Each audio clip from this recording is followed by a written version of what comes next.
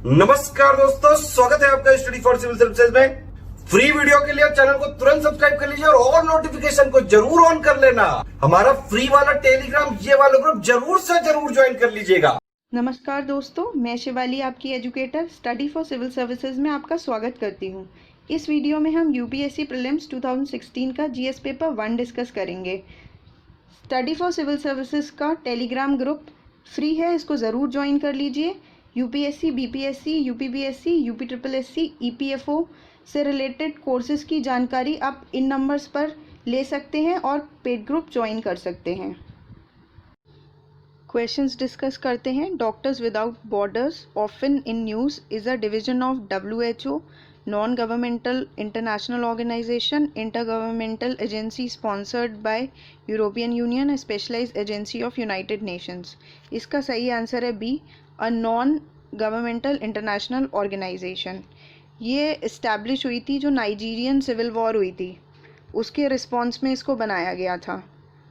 ये mainly humanitarian add के लिए होता है, लोगों की सहायता के लिए होता है। अगर मान लीजिए कोई ऐसा रीजन है जहाँ पे लड़ाई हो गई है, या फिर डेवलपिंग कंट्रीज़ जहाँ पर डिजीज़ वगैरह फैल जाता है, बीमारियाँ फैल जाती हैं, तो ये जाता है उनकी हेल्प करने के लिए। तो ये एक NGO है। Next, with reference to initiative called the Economics of Ecosystems and Biodiversity TEEB, which of the following statements are correct? इनमें से हमें बताना है कि TEEB का कौन सा स्टेटमेंट सही है। क्या ये UNEP, IMF और WEF ने होस्ट किया था, या क्या ये ग्लोबल इनिशिएटिव है जो कि फोकस करता है on drawing attention to the economic benefits of biodiversity?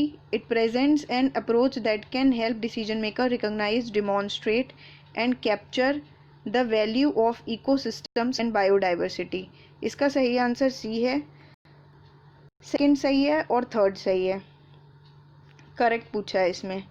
देखिए, जो फर्स्ट पॉइंट है उसमें यह है कि ये होस्ट किया गया है UNEP के द्वारा under biodiversity and ecosystem services branch, जिसको हम BESB बोलते हैं। ठीक है, तो ये गलत हो गया।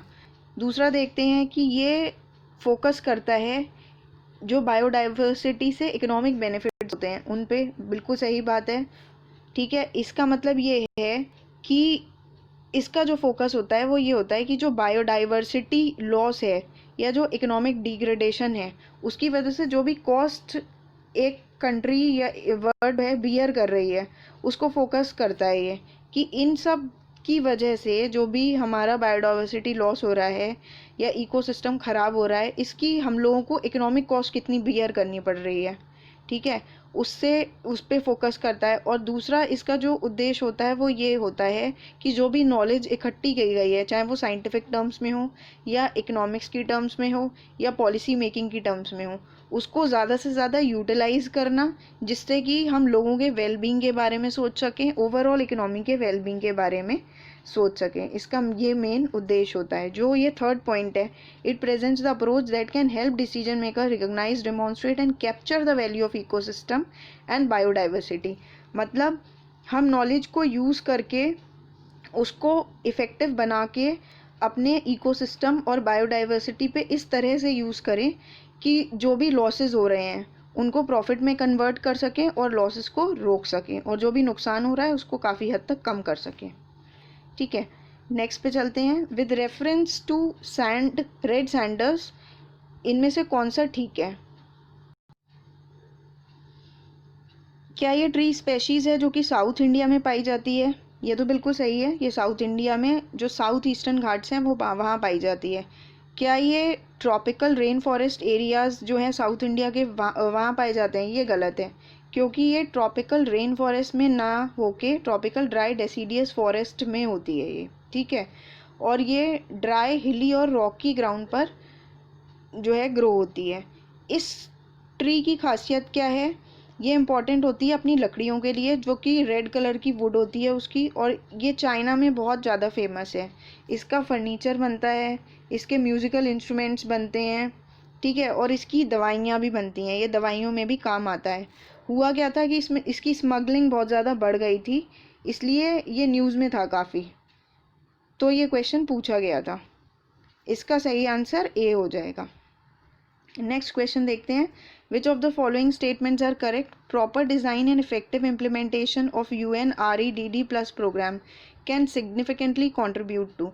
UNREDD प्लस प्रोग्राम जो है वो किन के लिए कॉन्ट्रीब्यूट करेगा? क्या बायोडाइवर्सिटी की प्रोटेक्शन के लिए, रेजिलियंस ऑफ फॉरेस्ट इकोसिस्टम, या फिर गरीबी को कम करने के लिए?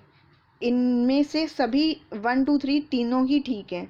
देखिए, REDD की फुल फॉर्म क्या होती है? Reducing emission from deforestation and forest degradation, जो कि डेवलप किया गया था UNFCCC। ठीक है, एम क्या था इसका? एम ये था कि जो भी डेवलपिंग कंट्रीज़ हैं उनको मोटिवेट करना कि वो जो हैं ऐसे प्रोजेक्ट में इन्वेस्ट करें जो लो कार्बन प्रोजेक्ट होते हैं, जिससे क्या होगा? एमिशन कम होगा, और इससे उनको, अगर वो ऐसा करते हैं तो उनको इसका इंसेंटिव भी दिया जाएगा पेमेंट की फॉर्म में। तो ये इसका मेन उद्देश्य था। अच्छा, जो REDD प्लस इनिशिएटिव है, इसका ना केवल काम मतलब इसका जो फोकस खाली डिफॉरेस्टेशन या डिग्रेडेशन पर नहीं होता है, बल्कि इसका काम conservation, sustainable management of forest और जो फॉरेस्ट कार्बन स्टॉक है उसको कम करने से भी होता है। इससे क्या होगा? जब जो फॉरेस्ट कार्बन स्टॉक हैं जब वो ज़्यादा हो जाएंगे तो जो कार्बन का एमिशन होगा कम होगा, क्योंकि वो इसको कार्बन को एब्जॉर्ब कर लेगा फॉरेस्ट कार्बन स्टॉक। तो मेनली इनका उद्देश्य यही है, एनवायरनमेंट को क्लीन करना और जो भी क्लाइमेट चेंज है या ग्रीन हाउस गैसेज हों उनको कम से कम करना। ठीक है, अब नेक्स्ट क्वेश्चन पे चलते हैं। What is greenhouse gas protocol?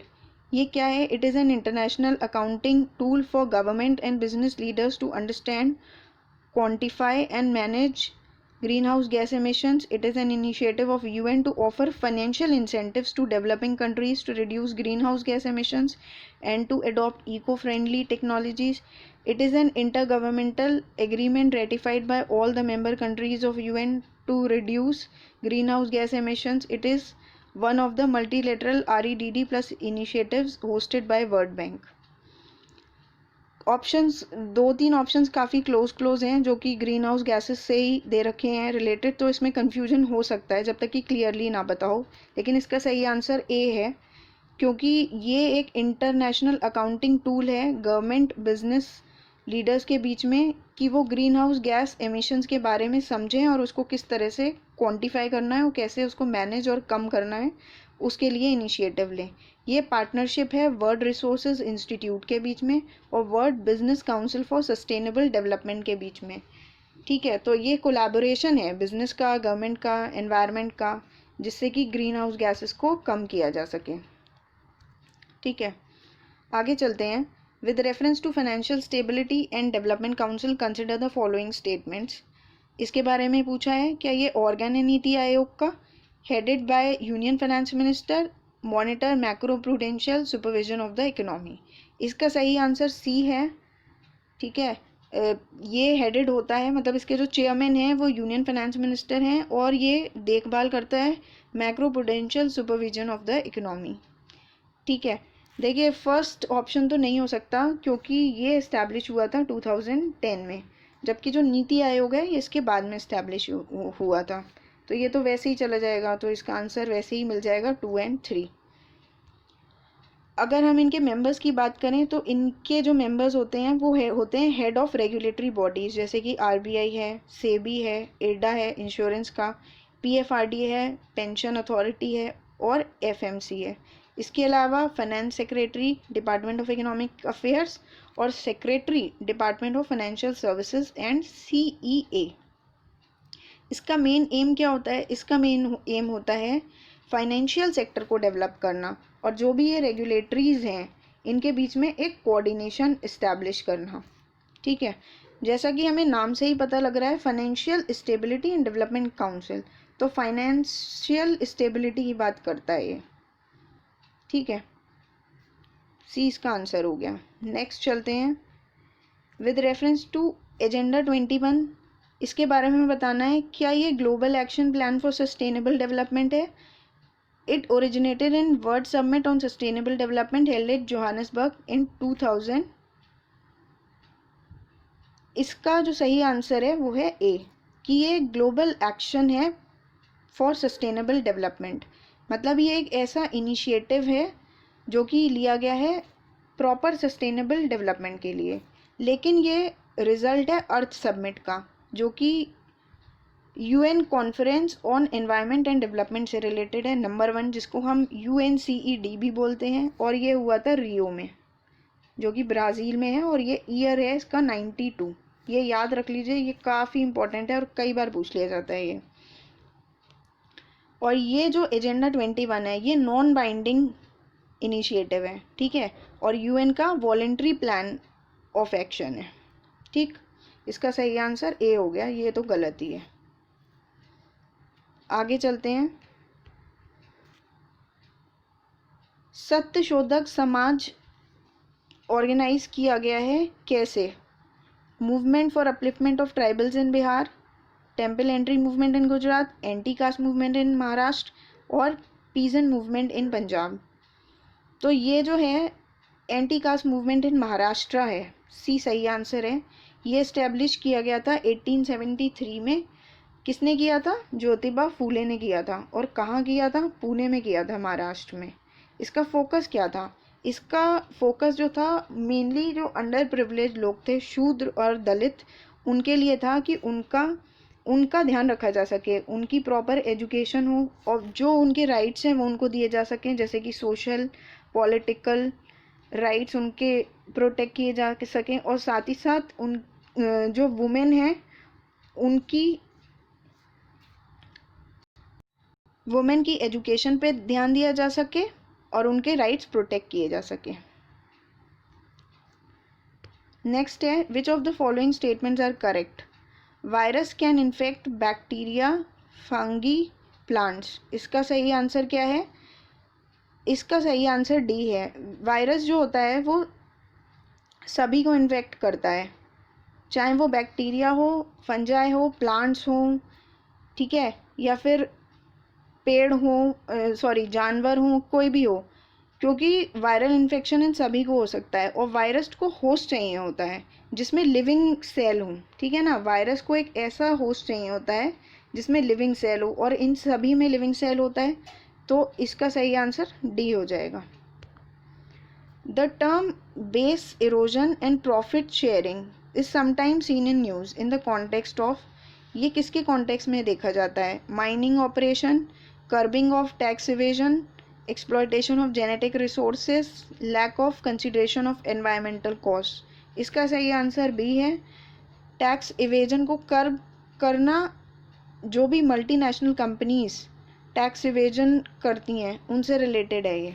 इसमें क्या होता है, नाम से पता लग रहा है, base erosion and profit shifting. Profit को शिफ्ट करने की कोशिश करते हैं जिससे कि टैक्स कम लगे, तो टैक्स को अवॉइड करने का तरीका है जिसमें इनकम को शिफ्ट किया जाता है। और इसी से बचने के लिए क्या होता है, देखा जाता है कि कई कंट्रीज़ क्या होती हैं आपस में, जैसे शायद इंडिया और स्विट्ज़रलैंड का एक एग्रीमेंट है जिसमें वो इसमें इंफॉर्मेशन एक्सचेंज करेंगे, टैक्स की इंफॉर्मेशन एक्सचेंज करेंगे। इसी तरह से DTAA, double taxation avoidance agreement भी साइन किया जाता है इन चीज़ों से बचने के लिए,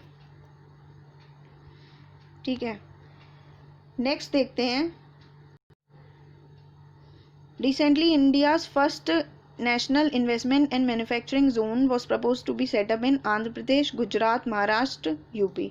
ये उस समय का क्वेश्चन था कि कहाँ पर उस समय इस्टेब्लिश हो रहा था, तो आंध्र प्रदेश में हो रहा था।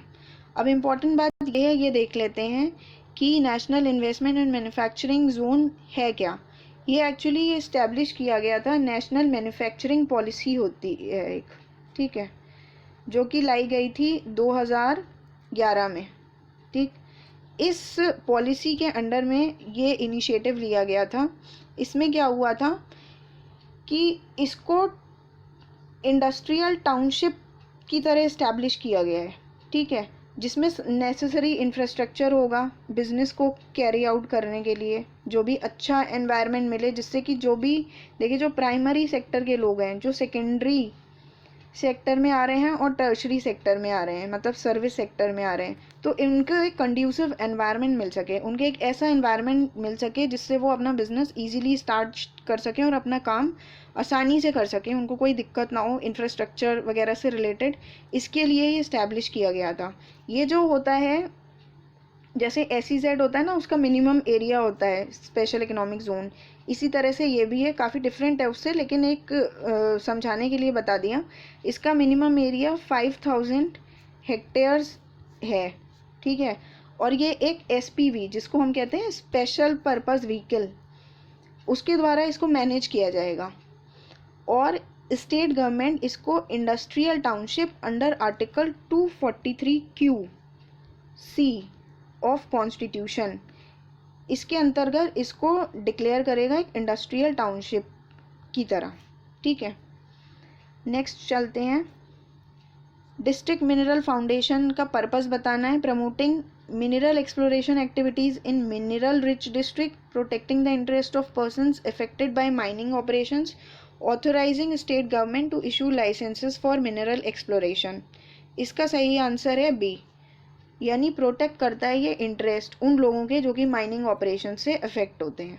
देखिए जो ये है ना DMF, जिसको हम शॉर्ट में कहते हैं, और इसकी फुल फॉर्म है डिस्ट्रिक्ट मिनरल फाउंडेशन, ये एक्चुअली एक ट्रस्ट है और ये नॉन प्रॉफिट ऑर्गेनाइजेशन है। तो ये इनका उद्देश्य ही यही है कि जो माइनिंग अफेक्टेड एरियाज़ हैं वहाँ पे जिन लोगों को भी परेशानी हो रही है या जो भी जिनके इंटरेस्ट अफेक्ट हो रहे हैं उनकी हेल्प करना इनका मेन उद्देश्य है। जो फंड आता है इनके पास वो आता है माइनर्स से। ऑब्वियसली जब माइनर्स माइनिंग कर रहे हैं तो फंड्स भी अल्टीमेटली वही देंगे ना जो हानि पहुंचा रहे हैं, एक्चुअली देखा जाए इन लोगों को तो फंड आता है उनके पास से। और इसको एक एक्ट है माइंस एंड मिनरल्स एंड 2015 का, ठीक है, उसके अंतर्गत इसको रेगुलेट किया जाता है और ये स्टेट गवर्नमेंट के अंतर्गत काम करता है, ठीक है। स्वयं क्या है? ये है इनिशिएटिव, सरकार का इनिशिएटिव है जो क्या एम करता है। देखिए इसके ऑप्शंस जो हैं काफ़ी क्लोज हैं, इसलिए देखेंगे ज़रा। Promoting self help groups in rural areas, providing financial and technical assistance to young startup entrepreneurs, promoting education and health of adolescent girls, providing affordable and quality education to citizens for free। ये दोनों काफ़ी close हैं इसलिए बता दिया। इसका सही answer D है एक्चुअली। ये IT इनिशिएटिव है जो कि मेनली क्यों दिया गया था कि जो भी सिटीजन्स हैं उनको फ्री में अच्छी क्वालिटी की और अफोर्डेबल एजुकेशन दी जाए, मतलब ऐसी एजुकेशन जो कि बहुत ही रीज़नेबल प्राइस पर हो, रीज़नेबल रेट्स में हो, जो गरीब से गरीब इंसान अफोर्ड कर सके, ठीक है। तो इसका मेन उद्देश्य massive open online courses host करना था।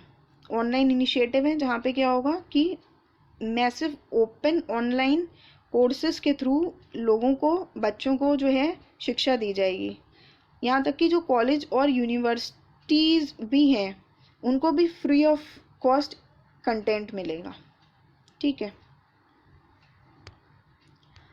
देखिए अब ये क्या है, Montagu Chelmsford proposals were related to, किससे रिलेटेड हैं ये? Social reforms, educational reforms, reforms in police administration या कॉन्स्टिट्यूशनल रिफॉर्म्स। इसका सही आंसर डी है, कॉन्स्टिट्यूशनल रिफॉर्म्स। ये बहुत ही इम्पोर्टेंट एक्ट है, एक्ट ऑफ 1919 भी बोलते हैं इसको, जिसमें मॉन्टेग्यू जो थे वो सेक्रेटरी थे और ये चेल्मस्फोर्ड थे ये वॉइस रॉय थे, ठीक है। इसमें सेल्फ गवर्निंग इंस्टीट्यूशंस की बात की गई थी जहाँ पे डायरकी लेके आए थे, इंट्रोड्यूस की थी। डायरकी में क्या था? डायरकी में ये था डुअल सिस्टम ऑफ गवर्नेंस होगा, सेंटर और स्टेट का अलग अलग होगा और इन लोगों को जो सेंटर और स्टेट के जो सब्जेक्ट्स होंगे वो भी अलग अलग होंगे, ठीक है। आगे चलते हैं। what are common to historical places known as Ajanta and Mahabalipuram? Both were built in the same period, both belong to same religious denomination, both have rock cut monuments। इसका सही आंसर बी है, 3 only, यानी जो rock cut monuments थे वो similarity है इनके बीच में, बाकी पीरियड की सिमिलैरिटी नहीं है कि दोनों एक ही पीरियड में बने थे, और ना ही कि सेम रिलीजियस डिनोमिनेशन को बिलोंग करते हैं, ऐसा भी नहीं है। देखिए जो अजंता केव्स थी वो बनी है 2nd से 6th सेंचुरी BC के आसपास, और जो ये महाबलीपुरम है इसका जो पीरियड है वो 3rd से 7th सेंचुरी CE है। ठीक है, एक तो ये बात है।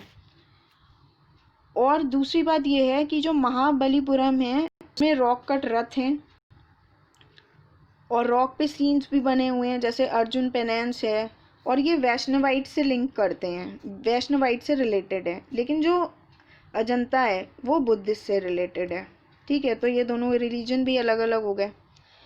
अब जो केव कट है वो चैत्या उसमें है, विहारा है, स्टूपास हैं अजंता में, ये सब है। यहाँ तक कि मूरल पेंटिंग्स भी हैं काफ़ी। एक इम्पॉर्टेंट बात ये है कि महाबलीपुरम जो है वो यूनेस्को वर्ल्ड हेरिटेज साइट भी है। ठीक है, नेक्स्ट पे चलते हैं। विद रेफरेंस टू बिटकॉइंस, कौन सा करेक्ट है बिटकॉइंस का, देखते हैं। Bitcoins are tracked by central banks of the countries. Anyone with a Bitcoin address can send and receive Bitcoins from anyone else with a Bitcoin address. Online payment can be sent without either side knowing the identity of the other. इसका सही answer B है। Anyone with a Bitcoin address can send and receive Bitcoins from anyone else with a Bitcoin address. Online payment can be send without either side knowing the identity of the other. देखिए bitcoin जो है वो crypto currency है जो 2008 में introduce हुई थी। ये डिसेंट्रलाइज्ड नेचर की है, डिजिटल करेंसी है। इसमें ये बात ठीक है कि ये पता नहीं लगता है, जिसके पास बिटकॉइन एड्रेस है वो भेज सकता है, दूसरा बंदा रिसीव कर सकता है, और उसकी आइडेंटिटी बिना पता लगे। ठीक है, पीयर टू पीयर भेजा जाता है, नेटवर्क होता है ये बिना किसी इंटरमीडियरी के, इसमें इंटरमीडियरी भी नहीं होता है। और एक खास बात, इनको पब्लिक डिस्ट्रीब्यूटेड लेजर में रिकॉर्ड किया जाता है जिसको हम ब्लॉकचेन बोलते हैं। ये भी एक बहुत ही इंपॉर्टेंट टॉपिक है, ये मेंस के लिए भी काफ़ी इंपॉर्टेंट है ब्लॉकचेन। ठीक है, आगे चलते हैं। Consider the following statements. New development bank has been set up by APEC, the headquarter is in Shanghai. इसका सही आंसर क्या है? बी है। एपेक ने तो बिल्कुल भी नहीं किया है। न्यू डेवलपमेंट बैंक ने किया है, ये किया है ब्रिक्स ने, और इसका इस्टेब्लिशमेंट हुआ था 2014 में। इम्पॉर्टेंट ये है कि ये शंघाई में इस्टेब्लिश हुआ था, चाइना में। ये एक्चुअली मल्टी डेवलपमेंट बैंक है। ठीक है, मल्टीलेटरल डेवलपमेंट बैंक है। ये सपोर्ट करता है जो भी ब्रिक्स में डेवलपमेंट हो रहे हैं, ब्रिक कंट्रीज़ में जो भी सपोर्ट प्रोजेक्ट्स चल रहे हैं डेवलपमेंट के लिए, उनके लिए ये लोन देता है। और फाइनेंशियल इंस्ट्रूमेंट्स के थ्रू भी दे सकता है, इक्विटी के थ्रू भी दे सकता है। ठीक है, तो ये बैंक है जो कि ब्रिक कंट्रीज़ की हेल्प करता है।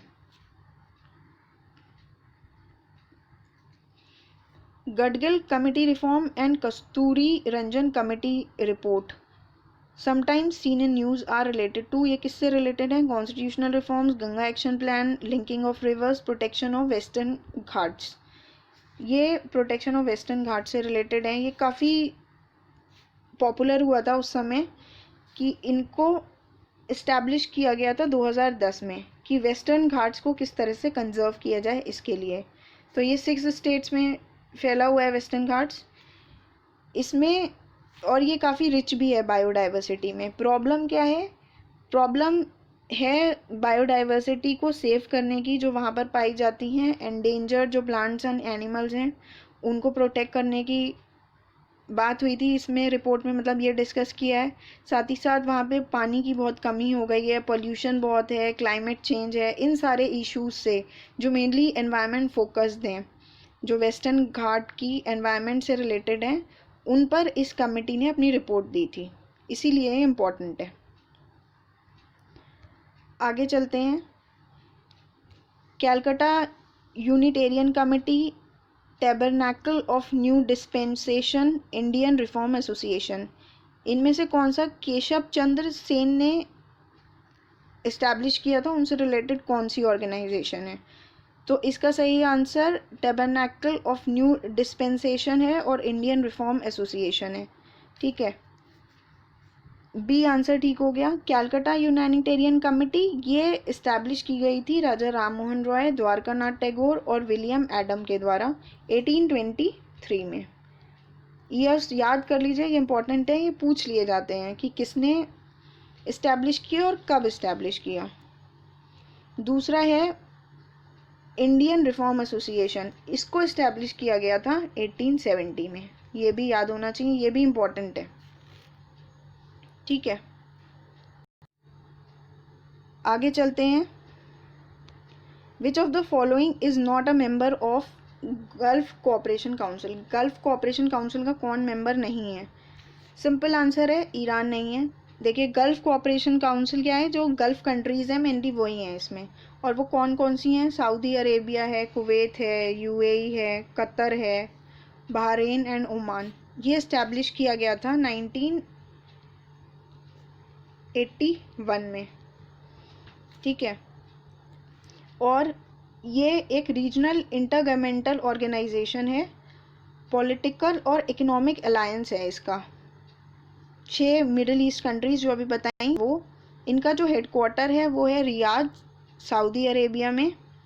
और इनका ऑब्जेक्टिव क्या है? Coordination integration of members states in different fields. मतलब जो भी ये गल्फ कंट्रीज़ हैं ये कोऑपरेशन रखें अलग अलग फील्ड्स में। वो क्या हैं? जैसे कि इकोनॉमिक टर्म्स में, फाइनेंशियल टर्म्स में, ट्रेड, जो कि हर किसी ज़्यादातर काउंसिल या ऑर्गेनाइजेशन होती हैं उनका यही उद्देश्य होता है कि वो इकोनॉमिक टर्म्स में या फिर financial, trade, investment, people to people ties, इनमें कोऑपरेशन मेंटेन करें, इस्टेब्लिश करें। तो वही उद्देश्य इसका भी है। तो मेनली गल्फ कंट्रीज़ के कोऑपरेशन से रिलेटेड ये ऑर्गेनाइजेशन है। तो ईरान इसका मेंबर नहीं है। नेक्स्ट क्वेश्चन देखते हैं। What are the purposes of government sovereign gold bond scheme and gold monetisation scheme? इन दोनों का पर्पस क्या है देखते हैं। To bring the idle gold lying with Indian household into the economy, to promote FDI in the gold and jewelry sector, to reduce India's dependence on gold imports। इसका सही answer C है, 1 और 3। इसका main उद्देश्य ही यही है कि जो भी इंडियंस की ये खासियत है कि गोल्ड काफ़ी होता है उनके पास, और गोल्ड को इम्पोर्ट भी काफ़ी किया जाता है इंडिया में। तो फिज़िकल गोल्ड जो है उसकी डिमांड को कम करना, और गोल्ड मोनेटाइजेशन करना, मतलब जो भी गोल्ड है उसके बदले जो है क्या दिया जाएगा? इंटरेस्ट दिया जाएगा। जो भी फिज़िकल गोल्ड है उस पर इंटरेस्ट दिया जाएगा। ठीक है, इसको एनकरेज करने के लिए ये स्कीम लाई गई है, गोल्ड मोनेटाइजेशन स्कीम। और जो सॉवरेन गोल्ड बॉन्ड्स हैं वो डिजिटल बॉन्ड्स हैं, जो क्यों लाए गए हैं? इंपोर्ट्स को कम करने के लिए। तो सी इसका सही आंसर है। 71 का आंसर हो गया सी। एफडीआई से कोई मतलब नहीं है कि एफडीआई को प्रमोट करने के लिए, ये गलत है। आगे चलते हैं। बेल्ट एंड रोड इनिशिएटिव जो हम न्यूज़ में देखते हैं वो किससे रिलेटेड है? African union, Brazil, European union, China. ये सिंपल क्वेश्चन है, चाइना से रिलेटेड है। इसको हम OBOR भी कहते हैं, one belt one road initiative. ठीक है, इसका एम क्या है? वही है, रीजनल कनेक्टिविटी इस्टेब्लिश करना, जो ग्लोबल ट्रेडिंग नेटवर्क है उसको ईजी बनाना, इंफ्रास्ट्रक्चर को डेवलप करना, और इन्वेस्टमेंट को कई सारी कंट्रीज़ में, लगभग 70 कंट्रीज़ इसमें इन्वॉल्व हैं, और ये सिल्क रूट से भी रिलेटेड है। इंडिया इसको अपोज क्यों करता है? इंडिया ने क्यों OBOR ज्वाइन नहीं किया है? उसका एक सबसे बड़ा कारण ये है, जो CPEC है जिसको हम चाइना पाकिस्तान इकोनॉमिक कॉरिडोर कहते हैं, वो OBOR का पार्ट है। और उसमें क्या है, जो CPEC है वो पास होता है POK से, जो कि क्या है? पाकिस्तान ऑक्यूपाइड कश्मीर, और जो जिस पर इंडिया क्लेम करता है। तो इंडिया इसीलिए उसको अपोज करता है क्योंकि वो POK से पास हो रहा है, इसलिए इंडिया के लिए ये एक्सेप्टेबल नहीं है ये वाला इनिशिएटिव। ठीक है, नेक्स्ट क्वेश्चन है, प्रधानमंत्री मुद्रा योजना की क्या एम है? Bringing the small entrepreneurs into formal financial system, loans देना पुअर फार्मर्स को for cultivating particular crops, providing pensions to old and destitute persons, funding the voluntary organizations involved in promotion of skill development and employment generation. इसका सही answer A है. Bringing the small entrepreneurs into formal financial system. देखिए जो मुद्रा योजना है इसकी full form देख लेते हैं पहले. Micro units development and refinance agency limited. ये बहुत इंपॉर्टेंट स्कीम है जो कि गवर्नमेंट के द्वारा इंट्रोड्यूस हुई थी 2015 में. यहाँ उद्देश्य है लोन देना, 10 लाख तक का लोन दे सकते हैं. और किसको देंगे? मेनली एमएसएमईज को, जो लघु उद्योग हैं उनके लिए, non corporate non farm MSMEs के लिए. कौन दे सकता है? ये रीफाइनेंसिंग इंस्टीट्यूशंस हैं. इनको लोन मिलेगा कॉमर्शियल बैंक्स के थ्रू, एनबीएफसीज के थ्रू और रीजनल रूरल बैंक्स के थ्रू. और इसमें 3 प्रोडक्ट्स होते हैं, मतलब 3 टाइप के लोन होते हैं. एक शिशु होता है, एक किशोर होता है और एक तरुण होता है. इसमें कम अमाउंट का लोन दिया जाता है, इसमें थोड़ा ज़्यादा और इसमें उससे भी ज़्यादा.